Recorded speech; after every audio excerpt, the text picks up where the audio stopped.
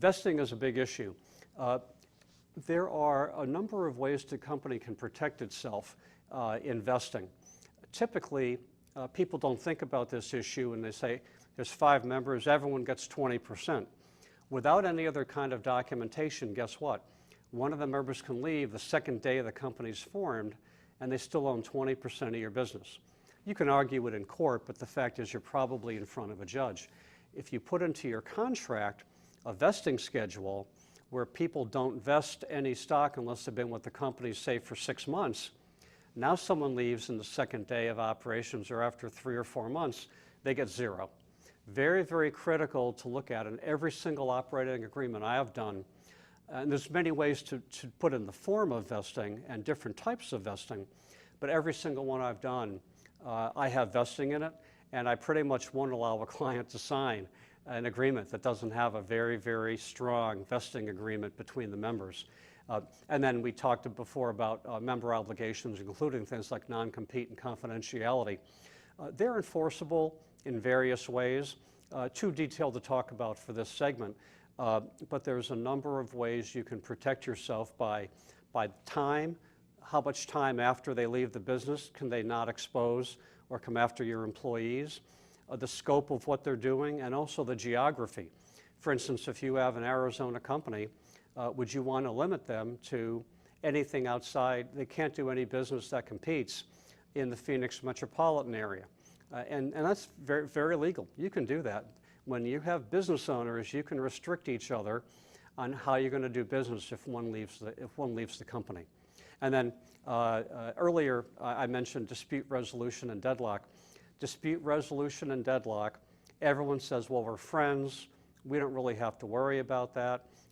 The fact is that great fences make great neighbors, and you need to consider dispute resolution and deadlock before you start your business.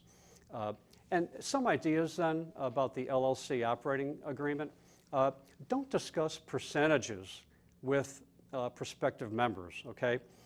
You have units in an LLC, much like you have shares in the company, but we're all talking about equity. If you say, Joe, you have 3% of my business, what does that mean?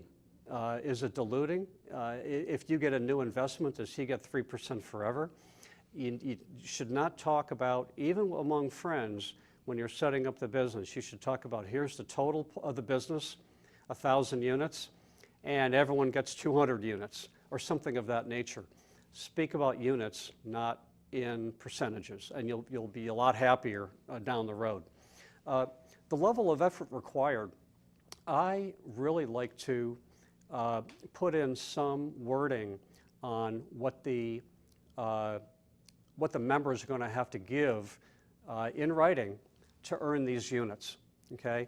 And that helps you as well, because now if someone leaves after a very short period of time, not only do you have a vesting schedule to protect yourself, you have a level of effort requirement, and you can go back to a tribunal and say they walked away from their requirements, they don't get any equity in the business. It's just another protection I like to add in.